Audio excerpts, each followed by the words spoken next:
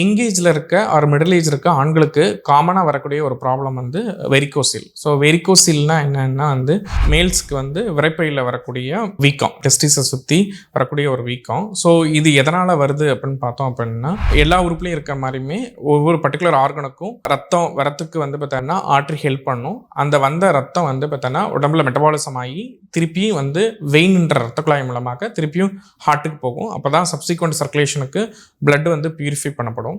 So அப்படி purify பண்ணப்படுறப்போ இந்த vein ரத்த குழாய்கள் ஸ்க்ரோட்டம், அதாவது விரைப்பையிலேருந்து போகிறப்போ அதில் நிறைய வால்வ் லைக் ஸ்ட்ரக்சர்ஸ் இருக்கும். அந்த ஸ்ட்ரக்சர்ஸோட வேலை என்னென்னா வந்து பார்த்தோன்னா பிளட்டை வந்து ஹார்ட்டை நோக்கி மட்டுமே செலுத்த வேண்டியது. ஆண்களில் கன்ஜெனிட்டலாவோ இல்லை ஜெனட்டிக்காவோ அந்த வால் வீக்காக இருந்தாலோ அதோடு சேர்ந்து வெயிட் அதிகமாக தூக்குறப்போ இல்லை ரொம்ப நேரம் வந்து நிற்கிறப்போ என்னாகும் அப்படின்னா அந்த வால் வந்து இந்த டேமேஜ் ஆகிறதுனால பழுதாகிறதுனால இந்த ரத்த ஓட்டம் பின்னோக்கி வரும். பின்னோக்கி வரப்போ ஸ்க்ரோட்டம்னு சொல்லக்கூடிய இதில் வந்து ரத்தம் வந்து அதிகமாக தேங்கிறதுனால பேஷண்ட்டுக்கு ஹெவினஸ், அதாவது பேஷண்ட்டுக்கு வந்து பார்த்தோன்னா ஸ்க்ரோட்டம் டெஸ்டிஸ் வந்து பார்த்தோன்னா ஹெவியாக இருக்க மாதிரி இருக்கும். இன்னொன்று வலி இருக்கும். ஏதாவது ஒரு டெஸ்டிஸில் மட்டும் ரொம்ப அதிகமான வலி, ஒரு மாதிரி ட்ராகிங் பெயின் ஆட்டம் வந்து பார்த்தோன்னா இருக்கலாம்.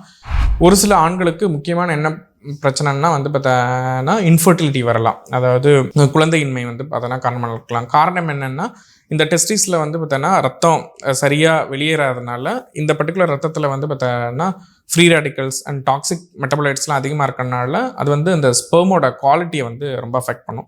ஸோ ஸ்பெர்மோட குவாலிட்டி அஃபெக்ட் பண்ணுறதுனால வந்து பார்த்தோன்னா அவங்களுக்கு குழந்தையின்மை இல்லாமல் இருக்கலாம். ஸோ ஒரு கப்புள்ஸ் இருக்காங்க, அவங்களுக்கு வந்து பார்த்தோன்னா குழந்தை இல்லாமல் இருக்குன்னா அதுக்கு ஃபீமேல் மட்டும்தான் ரெஸ்பான்சிபிளாக இருக்கணும்னு அவசியம் இல்லை. ஸோ மேலுமே ரெஸ்பான்சிபிளாக இருக்கலாம்.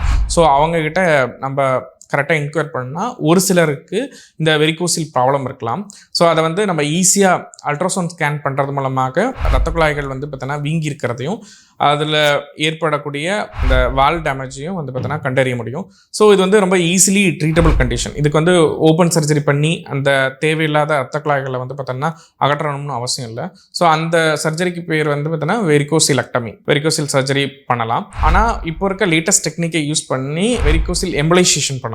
அது என்ன பண்ணலாம் அப்படின்னா தொடையிலேயோ இல்லை கழுத்து பகுதியிலேயோ ஒரு சின்ன ஓட்டை போட்டு ஒரு சின்ன கத்தீட்டரை வந்து பார்த்தோன்னா அந்த டெஸ்டிஸ் ட்ரைனிங் வெயின் வரைக்கும் எடுத்துகிட்டு போயிட்டு சரியாக வேலை பார்க்காத அந்த பர்டிகுலர் வெயினை வந்து பார்த்தோன்னா க்ளூ மூலமாகவோ இல்லை வந்து காயில் மூலமாகவோ அடைக்கிறதுனால வீனஸ் பிளட் வந்து வேற ரூட் வழியாக நார்மலாக ட்ரைன் ஆகிறப்போ அந்த டெஸ்டிஸ்க்கு ஏற்படக்கூடிய அந்த ப்ரெஷர் வந்து கம்மியாகும். அதனால் வந்து பார்த்தோன்னா ஸ்பெர்ம் குவாலிட்டி இம்ப்ரூவ் ஆகும், பேஷண்ட்டுக்கும் வலி கம்மியாகும், பேஷண்ட்டுக்கு வந்து இந்த கனமான ஃபீலிங் இருக்காது, பேஷண்ட்டோட இன்ஃபர்டிலிட்டி குணமாகறதுக்கு வாய்ப்புகள் இருக்குது.